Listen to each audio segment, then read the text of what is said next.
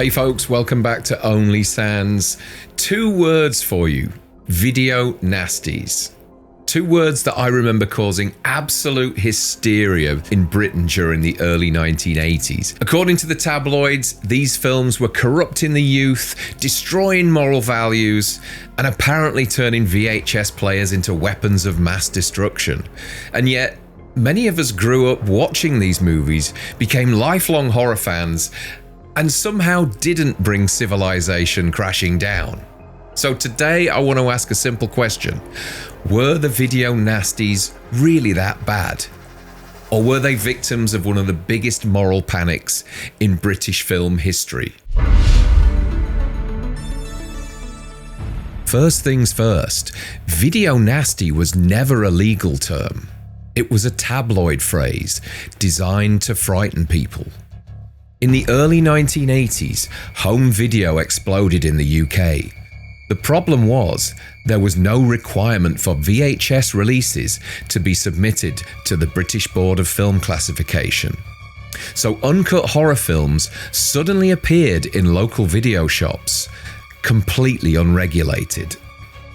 In 1983, the Director of Public Prosecutions compiled a list of 72 titles that were considered potentially obscene.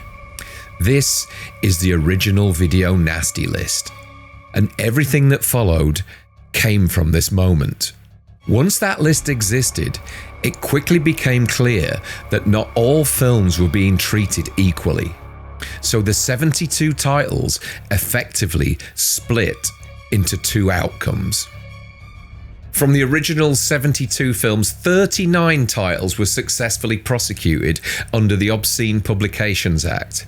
These are often referred to as the final 39.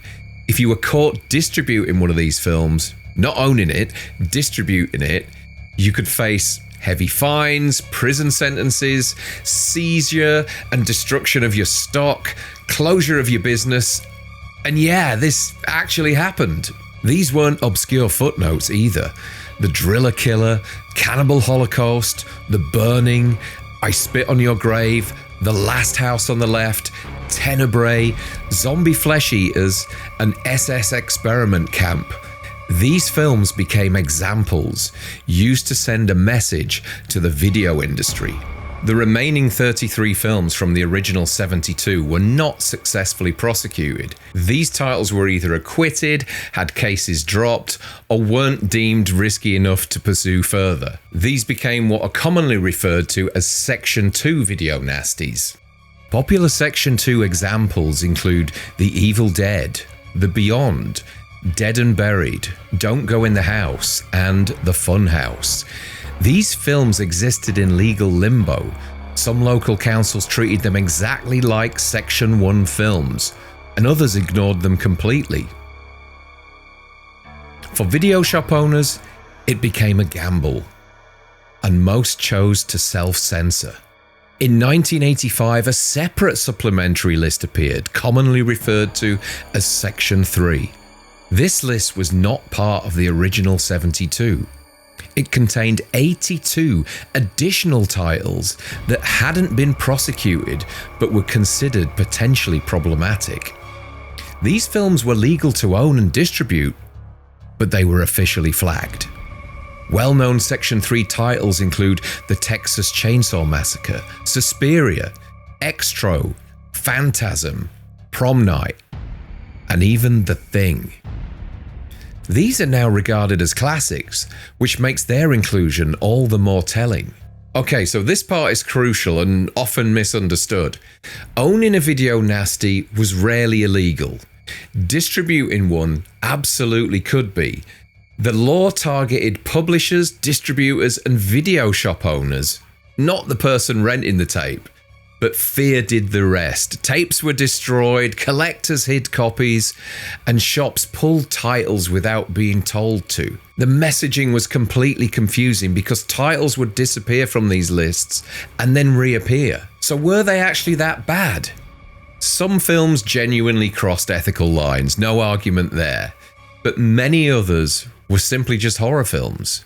Raw, confrontational, sometimes unpleasant, but not corrupting.